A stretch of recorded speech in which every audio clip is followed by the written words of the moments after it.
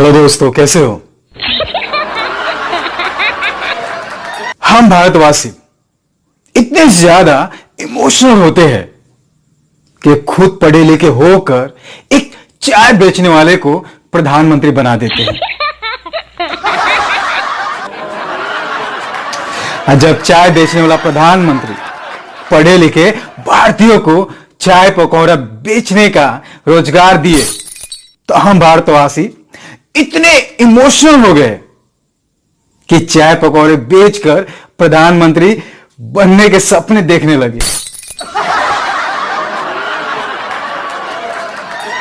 Corona pandemic काल में प्रधानमंत्री फूड मेडिसिन सेफ्टी प्रोवाइड करने के बजाय थाली और ताली पढ़े लिखे भारतीयों से बजवाने लगे और हम भारतीय इमोशनल होके कोरोना का मुकाबला थाली और ताली और दिए से करने लगे।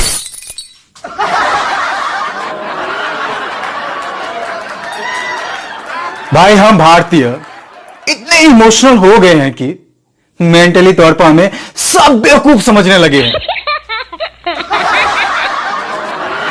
प्रधानमंत्री से प्रेरित होकर रेल मंत्री कहते हैं कि हमने किराया इसलिए बढ़ा दिया है कि हमारे देशवासी बेकार में फालतू में ट्रेवल ना करे।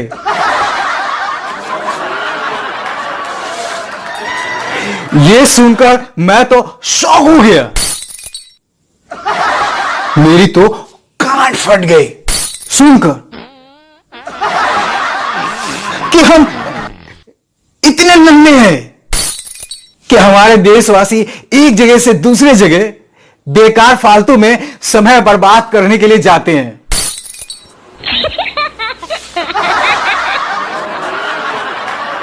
मुझे लगता है कि जरूर रेल मंत्री ने अपने गांव में जेसीबी की खुदाई देखकर ही इस नतीजे पे पहुंचे होंगे।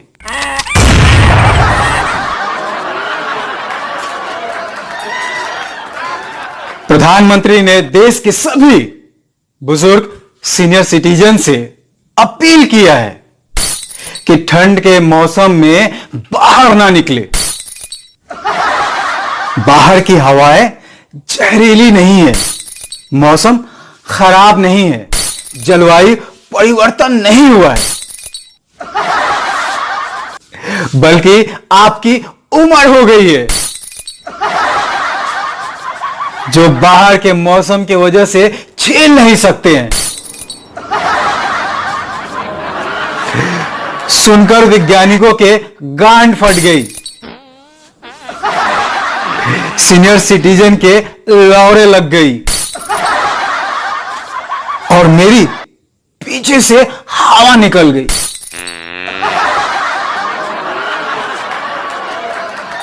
इमोशनल होकर यूपी के मुख्यमंत्री ने बंगाल में कहा कि भाइयों, यहां बहुत गरीबी है और तो बच्चों पर बहुत जुल्म हो रहा है।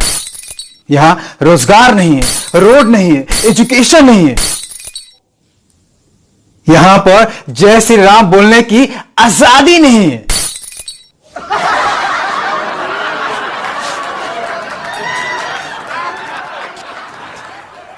आपको यूपी जैसा राम राज्य चाहिए तो हमें वोट दो। मैं वही था। सुनकर मेरी गांड फट गई।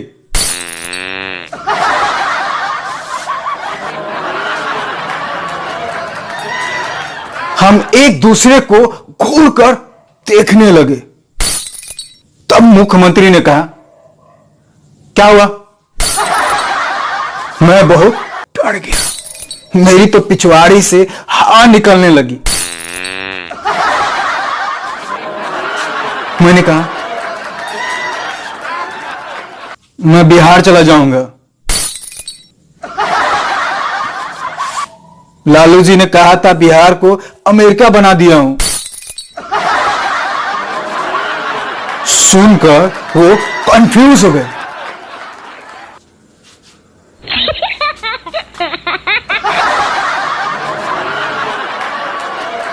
कभी कभी प्रधानमंत्री भाषण से हमें कितना ज्यादा इमोशनल कर देते हैं कि नाले से गैस हम भारतवासियों के लिए बनाते हैं। हम सुनकर कितना ज्यादा इमोशनल हो जाते हैं।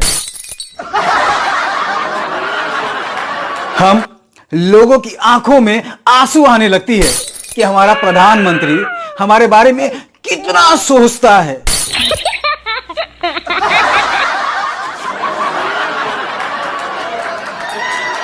प्रधानमंत्री कहते हैं कि हमारी अम्मा जब लकड़ी पर रात को खाना बनाती थी तो इतना धुआं होता था कि मां खाना परोस के चली जाती थी। हम घंटों खाने के इंतजार में सभी परिवार बैठे रहते। देर बाद जब मां घर का दरवाजा खोलती तो पता चलता सुबह हो गया।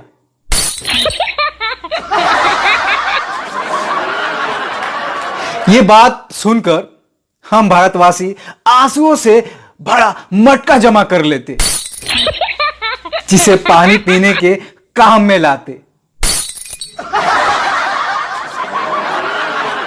अंधभक्त की सुहाग रात थी। बीवी बोली, आइए ना जी। अंधभक्त इधर उधर देखता है। आएगा तो मोदी ही।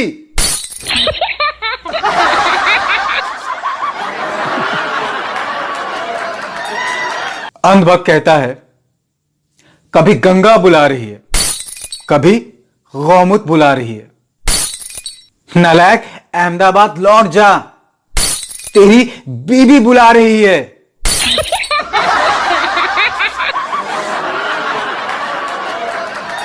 कफन हटा दो मेरे चेहरे से। अंधभक्त कहता है, कफन हटा दो मेरे चेहरे से, मुझे आदत है मुस्कुराने की। कफन हटा दो मेरे चेहरे से, मुझे आदत है मुस्कुराने की। दफनाने वालों जरा रुक जाओ, दफनाने वालों जरा रुक जाओ। मुझे अब भी उम्मीद है खाते में 15 लाख आने की।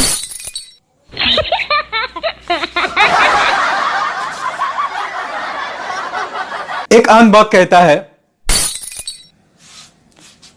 हे मोदी, देश को अपनी पत्नी समझकर छोड़ दो, देश का भला होगा। भाई लोग टेंशन ना लो। जैसे 2.5 किलो का हाथ सिर्फ पिछवाड़ा धो रहा है, वैसे ही कोबरा सिर्फ नागिन डांस करेगा।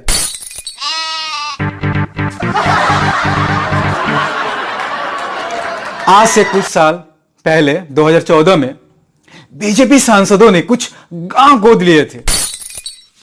पता तो करो भाई कि गांव बड़े हुए या अभी भी गोद में ही खेल रहे हैं।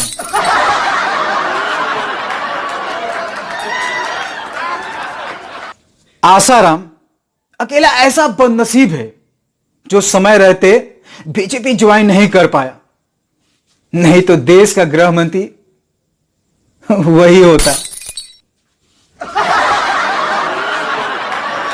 नरेंद्र मोदी स्टेडियम में एक अंधभक्त जोर से चिल्लाकर बोला, अगर तुम्हारा राहुल चौका है तो हमारा नरेंद्र भी छक्का है।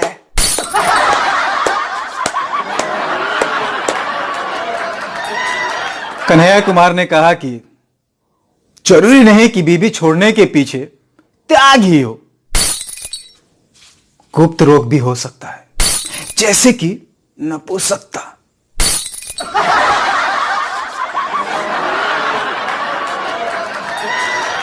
सताया हुआ इमोशनल अंधभक्त ने कहा कि मोदी जी अगर सरकारी संपत्ति, हवाई अड्डे, रेलवे स्टेशन कम पड़ जाए तो अंधभक्तों की लीवर किडनी बेच देना, लेकिन देश झुकने मत देना, देश झुकने मत देना।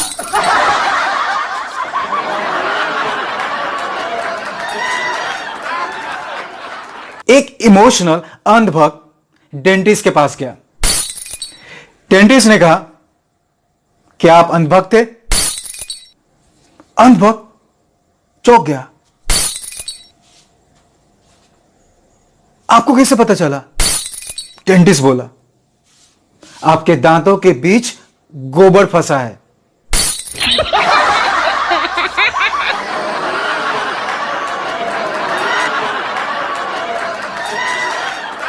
हमारे देश में आजकल इमोशनल होकर गधा भी हंसने लगा है। जब एक अंधभक्त ने इमोशनल होकर कहा कि मोदी जी ने देश हित में बीबी छोड़ दिया है।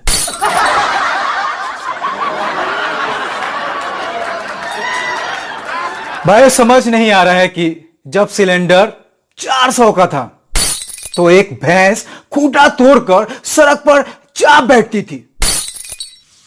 आज सिलेंडर 900 का है तो ना भैंस नजर आ रही है और ना उसके लुहारे।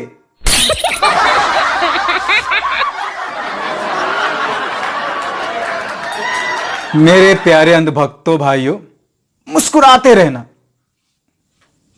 मुस्लिमों को बिल्कुल ना लगे कि तुम्हारी फटी पड़ी है।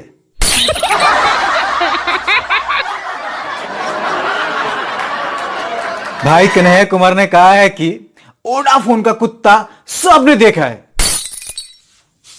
लेकिन जियो का कुत्ता किस किस ने देखा है?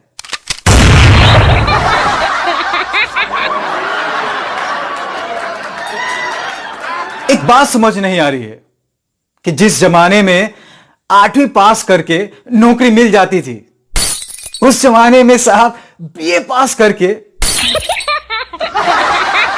चाय के बेचते थे।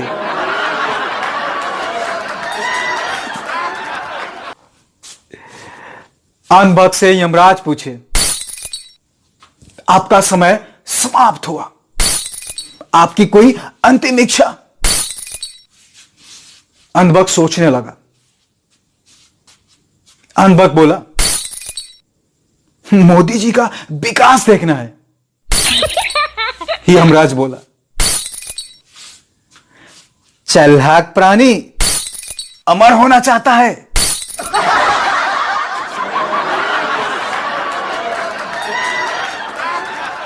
रेल बेच दो, भेल बेच दो और तेल बेच दो। रेल बेच दो, भेल बेच दो और तेल बेच दो। जो सवाल पूछे उसे जेल भेज दो।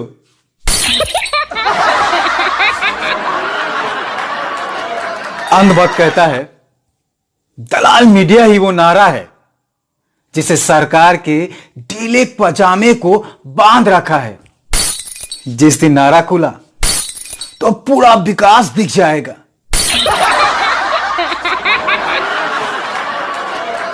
एक अंधभक्त बोला, अगर साहेब औरत होते तो अब तक न जाने कितनी बार नेहरू जी पर बलात्कार का आरोप लगा चुके होते, वो भी नाथूराम गोडसे की विधवा बनकर।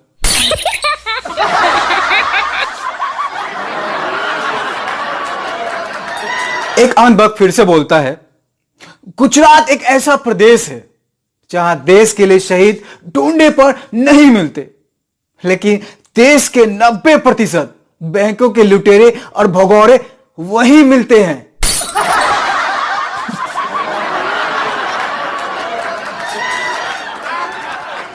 एक अंधभक्त कहता है कि साला हमारी हालत कोठे पर बैठी वेश्या की तरह हो गई है।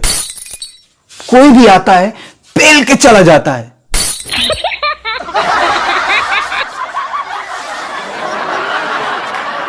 विरोधी भक्त कहता है कि माल्या कैसे भागा गुप्त, अडानी का लोन डूबना गुप्त, नोटबंदी के आंकड़े गुप्त, जीएसटी के फायदे गुप्त, बेरोजगारों की नौकरी गुप्त, राफेल डील गुप्त। इस सरकार को जरूर कोई लाइलाज गुप्त रोग हुआ है।